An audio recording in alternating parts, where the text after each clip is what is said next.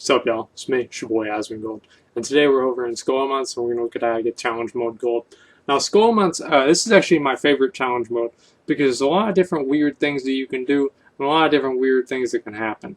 Now, this is also another one that's really helpful to have a Death Knight, and basically that's also to increase damage on the second boss and the third boss and also the fourth boss, depending on how you want to play it. But basically, having a Death Knight does help a lot here because they're able to mind control a certain ad, and I'll point that out as we start. Now, challenge mode gold is like really easy to get. Like Scholomance is basically if you can go through Scholomance without wiping and doing everything even mildly correctly, like you will probably get this done without having any trouble at all. But basically, I'm going to show you guys how we went through it. We do have a couple of strange strategies, very interesting uses of game mechanics that we use here to make this run as quick as possible, and also especially for the second boss. And I'm going to go over that while we get there, or as we get there, when we get there, whatever. Anyway, so the Risen Guards here, they don't really do much.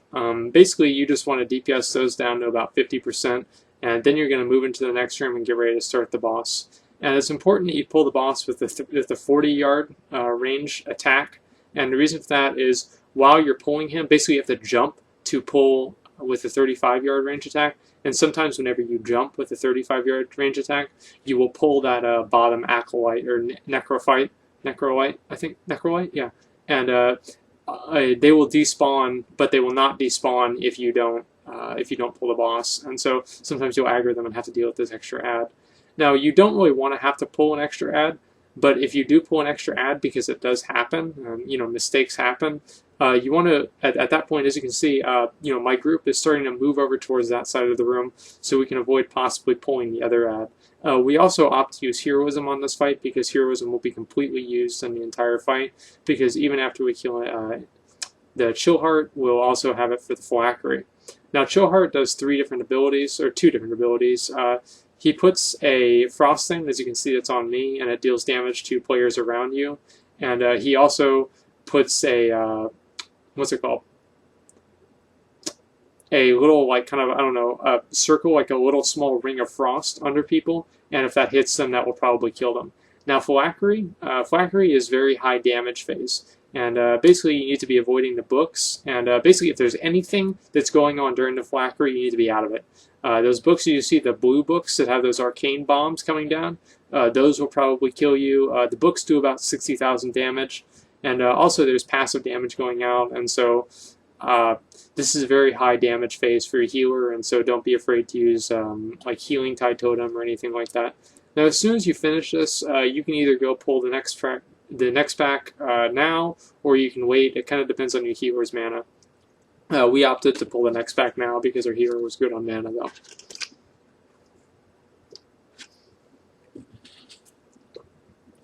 Now, you usually will pull this Risen Guard into the pack of 2 Candlestick Mages, and basically, this is a pretty easy pull here. The Candlestick Mages do a lot of damage, but they can also be CC'd and easily controlled.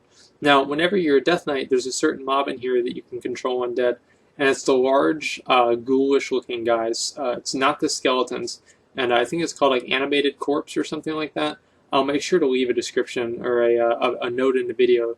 And basically, if you're able to mind control that ad, and by the way, you only want to mind control that ad after you kill this boss, and it's very important that you do that. And the reason for that is basically the boss does a lot of incidental damage, and so you don't want it to accidentally kill the ad, because it's very important to have that stacking debuff that this pet, basically for the Death Knight, puts on the next boss, Rattlegore, because it's a very straight single target fight, and it's kind of a real big time consumer. Now, after you kill the first pack of 2 Candlestick Mages, you can either opt to pull the next pack without getting mana, or you can pull the, as you can see, our tank almost died right there. So, as I said, Candlestick Mages are potentially deadly, but they're not usually deadly. Anyway, so basically you can use the, you can opt to get mana then, and pull them and then chain pull the boss, or you can just, just wait. But anyway, I'm killing these guys. Sorry, I got a message. It kind of confused me there.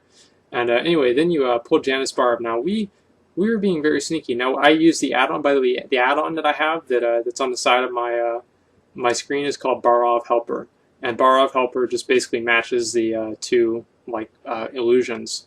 Now, if you kite her against this wall here, I'm going to show you guys in just a second, or behind this wall where the illusions spawn, the correct illusion is always going to be the back left. And so as you guys can see, we're going to kill the illusion, and it's going to look incorrect, but it's actually going to in the phase. As you can see here, her gloves are obviously not matching. This would not be the correct illusion, and we kill it, and there she is. And so I don't really know why this is happening. Our tank pointed this out to me. This is not my own thing. I think it obviously so other people know about this. I'm not really sure why this happens, but basically, apparently, it's linked to being in this part of the room.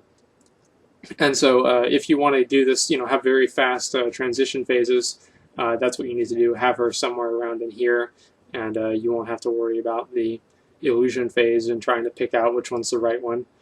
Besides that, Janus Barov does two different abilities. She does Wondrous Rapidity, which can be Dark Simulacrum by a Death Knight, and it adds about almost 1,000,000 damage.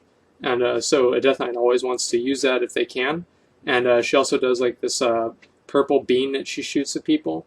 So you don't want to be stacked up, and you also don't want to be in front of the boss. Tanks can use Wondrous Rapidity to gain Vengeance, but it just kind of depends on what kind of tank you have and what kind of healer you have. You guys want to kind of make sure that you don't do too much. Now here, if you have the Battle Horn, and I have a video talking about all the different items that you can have, but the Battle Horn aggroes all mobs in the next room. And what we're going to do, we don't have it, and so our tank is just going to run and basically pick up all the Bone Weavers and then pull them back into the room before us where we are now. And make sure you're out of line of sight, by the way, because the Bone Weavers will do a lot of damage. Bone Weavers do a cone attack at their target, and so it shoots out like this. I don't know, like this. It's hard for me to really tell. And basically, you just want to have them faced away from the raid and make sure that if you're melee like I am, that you're not standing too close inside their hitbox, or they'll also hit you. And if you have 6 Bone Weavers attacking you, will do a lot of damage. This is surprisingly not as big of a deal as you might think.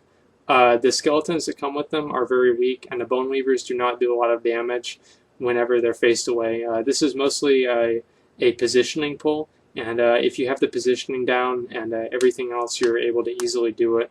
Whenever you finish that, you move into the next room, and that's when you're going to want to get your bone shields. Basically, Rattlegore throws a bone at you. Basically, I'm not going to get too specific. He does a cast at a random player, and if that player has the bone shield on, it does nothing. But if the player does not have the bone shield on, it will kill them. And so it's very important to pretty much always have the bone shield on. Now, also, there's this blue fire here, and it spawns at different bone piles. And if it spawns on you and it touches you, it does 200 or 150,000 damage a second. And so you need to move out immediately, and you should never even get hit by it. Getting hit by it is a complete L2P error. And so you should never even have that happen. But if you do have it happen, you need to get out of it as fast as you can. As you can see, the blue fire is very slow.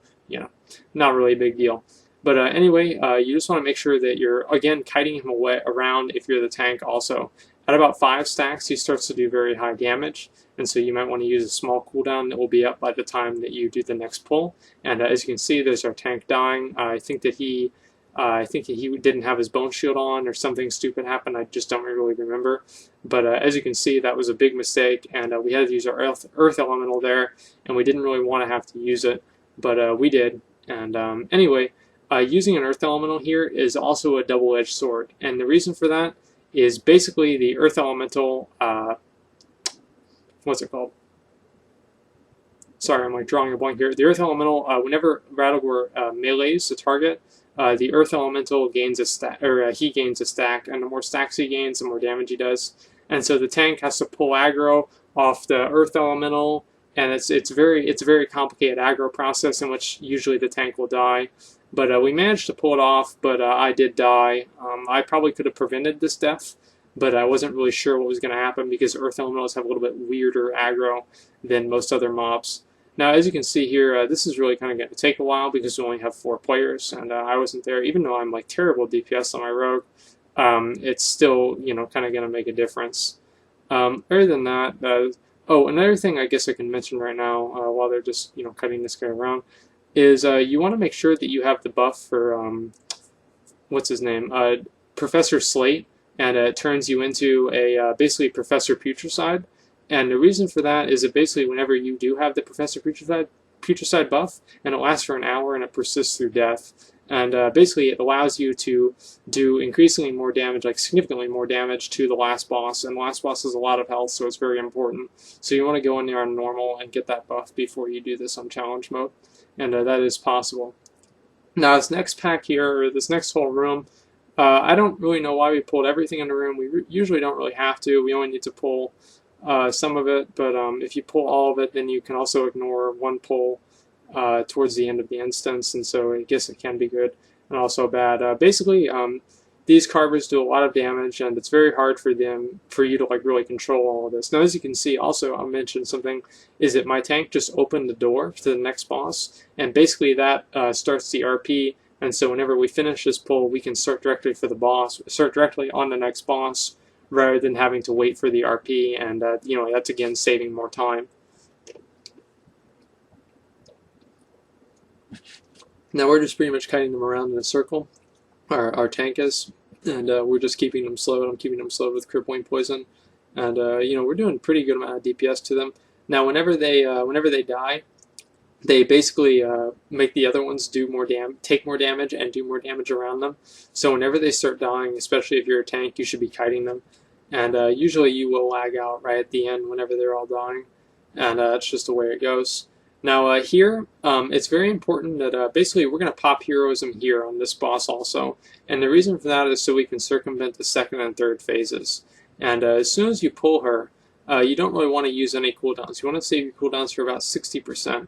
And 60%, you blow all your cooldowns, just go big dick into her, and just basically kill her as fast as you can.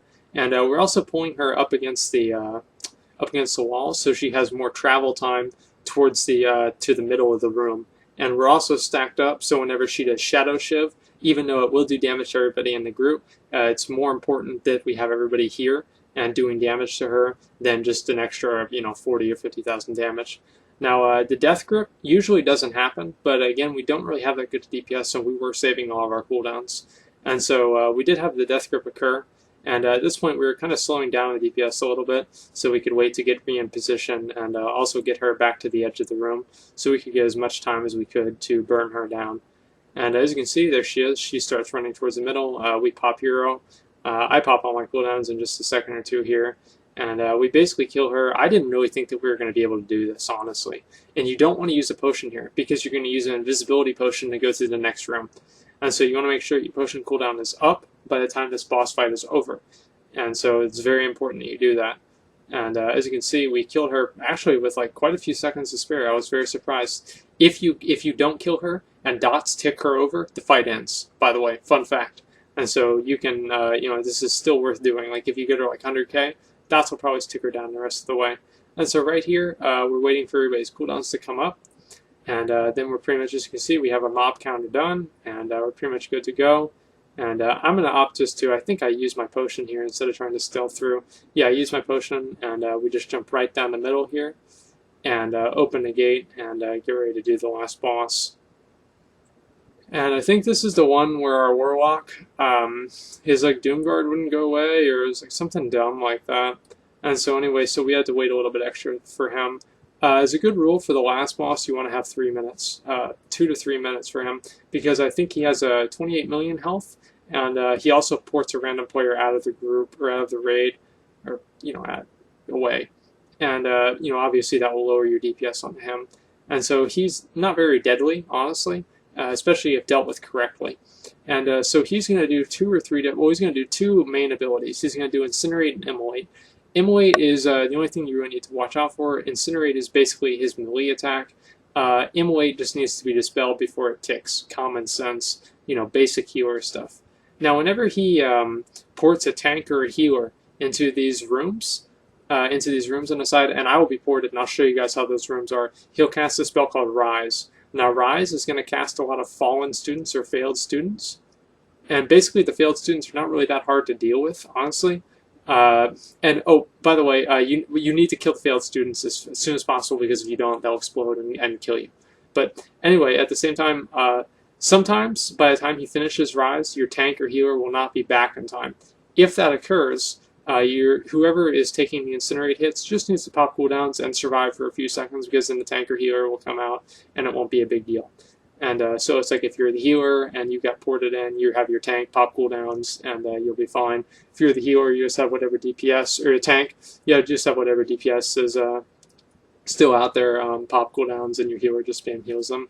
It's not really that big of a deal. And as you can see, this boss, like, he's not very deadly. I'll say that again. And as you see, he just poured out our healer, and the fallen students don't really do anything, and the boss also does nothing while he's casting Rise. There's no real damage going out. And so here we're just kind of doing light AoE, so we can pretty much keep the fallen students to a minimum, because we don't want to have any explosions happen, because this is calling a long instance, and it would be really really suck if we got blown up to something stupid like that. Now, if you're a healer, you have to actually kill the ads. Now, how you kill the ads as a healer without having to wait for the gate to open on its own is that there are 2 mobs in there, and you can dispel them. And if you dispel these mobs inside the little prisons, it will basically kill all the mobs that are around them. And so I'll show you guys those mobs specifically whenever I get ported in. But that's actually pretty much it for this boss. Every player gets ported once. After every player gets ported once, nobody gets ported twice. So even if you take like 10 minutes to do this, you only get ported twice. And as you can see, there's the target, and there's that buff on them. And if you dispel that buff, it will do a lot of damage to these failed experiments, or extinct experiments. I can't quite read it. And anyway, so they actually killed it without me, obviously getting carried. But as you can see, this is a pretty simple instance to do. It's just a lot. It's very long, and you need to make sure that you're able to, again, control large packs of mobs, which is the most important thing, like with the carvers. But that's pretty much it. So thanks for watching, and like, comment, subscribe.